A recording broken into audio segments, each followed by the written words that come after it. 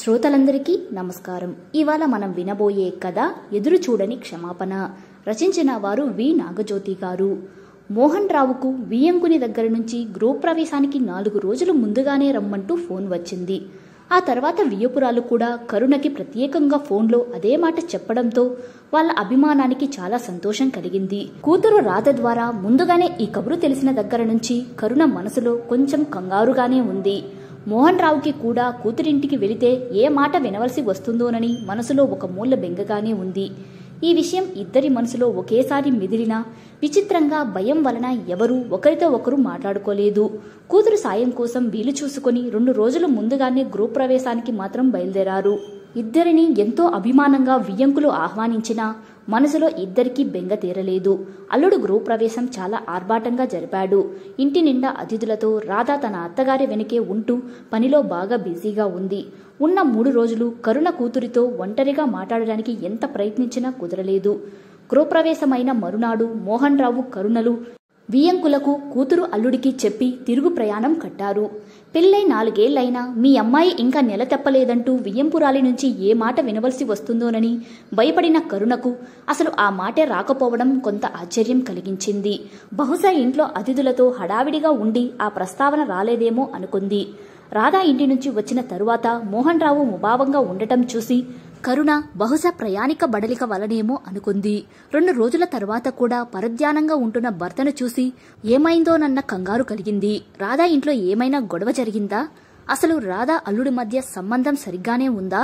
వియ్యంకుడు ఏమైనా అన్నారా? ఇటువంటి ఆలోచనలు మదిలో మెదలగానే ఇక ఉండలేకపోయింది. మధ్యాహ్నం భోజనానంతరం భర్త చెంతకు చేరి ఏమైంది? ఎందుకు గత 2 రోజులుగా పరధ్యానంగా ఉంటున్నారు?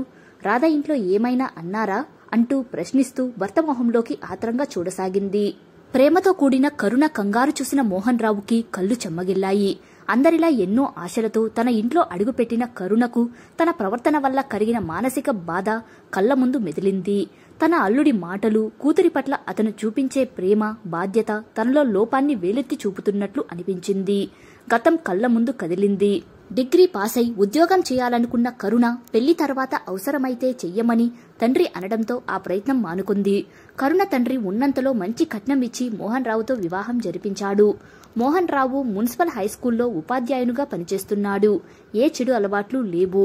పెద్దల పట్ల గౌరవం కలవాడు. తండ్రి వెనకేసిన ఆస్తుపాస్తులేమీ లేకపోవడంతో మోహన్ రావు తన పెళ్లికి వచ్చిన కట్నంతో పెద్ద చెల్లెలు పెళ్లి చేయాలని అనుకున్నాడు.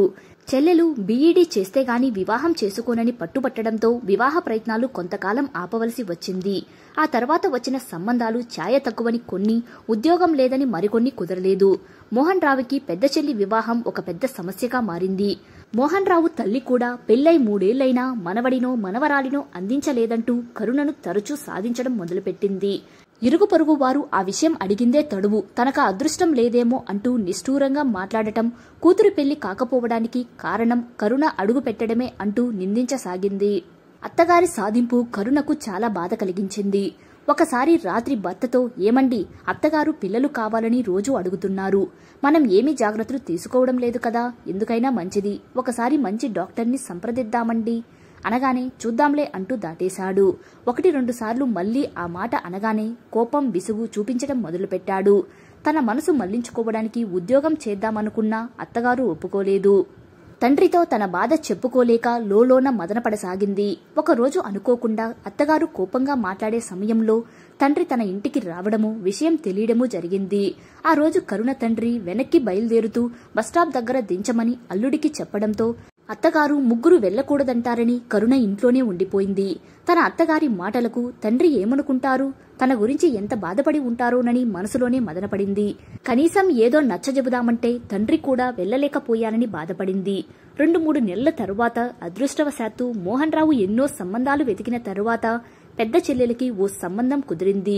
కొంచెం కట్నం ఎక్కువైనా మోహన్ రావు ఆలోచించక వివాహం జరిపించాడు. అదే పెళ్లిలో బీఎస్సీ చదివి మంచి ఛాయగల చిన్న చెల్లెల్ని చూసి ఓ సంబంధం కోరి రావడంతో మోహన్ రావు ఆనందం రెట్టింపు అయింది. ఆ సందర్భంలోనే కరుణ కూడా నెల తప్పిందని తెలిసి ఇంటిల్లిపాది సంతోషంతో ఉబ్బితప్పిబయ్యారు. కరుణ నెల తప్పిన విషయం తెలియగానే రెండవ చెల్లెలు పెళ్లి చేయటానికి కొంచెం వ్యవధి అడిగారు. పెళ్లి సమయంలో మాటల మధ్యలో ఈ శుభకార్యాలకు కారణం తన తండ్రేనని తెలియడంతో కరుణకి చాలా ఆశ్చర్యం కలిగింది. తన ఇంటి విషయాలను తను చెప్పకనే తెలుసుకుని తల్లి తండ్రి ఒకరై సమస్యలను ఒక కొలిక్కి తెచ్చిన తండ్రికి కరుణ సంతోషంతో మరోసారి పాదాభివందనం చేసింది. బాధ్యతలు ఒక కొలిక్కి రావడము, కరుణ కూతుర్ని ప్రసవించడంతో మోహన్ రావు జీవితంలో ఆనందం వెల్లివిరిసింది. కరుణ కాన్పు జరిగిన 4 నెలలకే చిన్న చెల్లెలి వివాహము జరిపించాడు. మనవడు కలగలేదని బాధపడే మోహన్ రావు తల్లి కూడా 3 ఏళ్ల వ్యవధిలోనే మనవడిని ఎత్తుకుంది. పిల్లల ఆటపాటలతో మోహన్ రావు కరుణల సంసారం ఆనందంగా నడవసాగింది. ఏ ఒడిదుడుకులు లేకుండా పిల్లల చదువులు కూడా ముందుకు సాగాయి. డిగ్రీ వరకు చదివించిన కూతురికి సంబంధాలు వెతకసాగాడు. తన చెల్లెళ్ల వివాహ బాధ్యతలో కలిగిన అనుభవం దృష్టిలో ఉంచుకుని ఆ విషయంపై జాగ్రత్త పడి కాబోయే బియ్యంకునికి ఇంజనీర్ అయిన ఒక అబ్బాయి పెళ్లై అత్తవారింట్లో ఉన్న అమ్మాయి గల సంబంధం చూసి ఘనంగా పెళ్లి చేశాడు. కూతురి సుఖమయ సంసారం చూసి చాలా ఆనందించాడు. రాధకు పెళ్లై 4 ఏళ్లైనా పిల్లలు కలగకపోవడంతో గృహప్రవేశమైన తరువాత తన అల్లుడు కృష్ణని కారణం ఏమిటని అడిగాడు. మామగారి భయం అర్థం చేసుకున్న కృష్ణ, మామయ్య, ఈ రోజుల్లో సైన్స్ బాగా వృద్ధి చెందింది. సంతాన సమస్యలు పరిష్కారానికి ఎన్నో మార్గాలున్నాయి. మీరేమి కంగారు పడకండి అంటూ నవ్వుతూ జవాబు చెప్పాడు. ఆ మాట వినగానే మోహన్ రావుకు మనశ్శాంతితో పాటు ఏమోలో అంతర్మదనం కూడా మొదలైంది. ఆత్రంగా ఏమండి ఏమండి అన్న కరుణ పిలుపుతో ఒక్కసారిగా మోహన్ రావు ఆలోచన నుండి తేరుకున్నాడు. కరుణ అంటూ గృహప్రవేశమైన తరువాత అల్లుడు చెప్పిన మాటలు కరుణకు చెప్పి కంటతడి పెట్టాడు. కరుణ ఆశ్చర్యంతో, ఇదేమిటండి, అంత మంచి అల్లుడు వియ్యంకుడు దొరికితే మీరు సంతోషించాలి గాని ఈ కంటతడి ఏమిటి? ఇవి ఆనంద బాష్పాలేనా అంటూ ప్రశ్నించింది.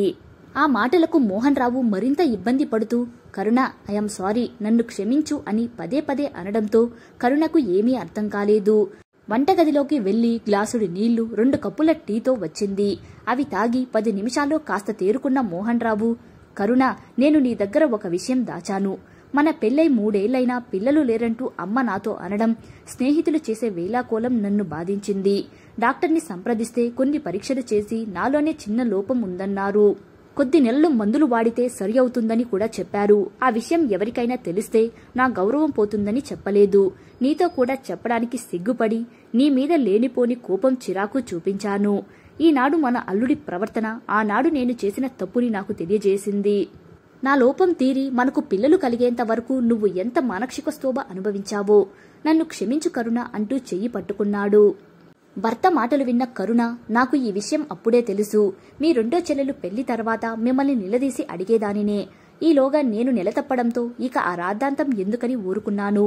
ఆ రోజే మీరు మనసు విప్పి నాతో ఈ విషయం మాట్లాడితే నేను అర్థం చేసుకునేదానిని. ఈ మనోవేదన ఆనాడు నాకు, నేడు మీకు కలిగేది కాదు. అల్లుడిని చూసిన తరువాతైనా మీరు నాతో ఇన్నేళ్లకు ఈ విషయం చెప్పినందుకు ఆనందంగా ఉంది అన్న కరుణ మాటలకు, సంస్కారానికి మోహన్ రావుకు నోట మాట రాలేదు. కథ నచ్చితే లైక్ చేయండి. ఇలాంటి మరిన్ని వీడియోస్ కోసం మన ఛానల్ని సబ్స్క్రైబ్ చేసుకోండి. మరో మంచి కథతో మళ్ళీ కలుద్దాం. Thank you.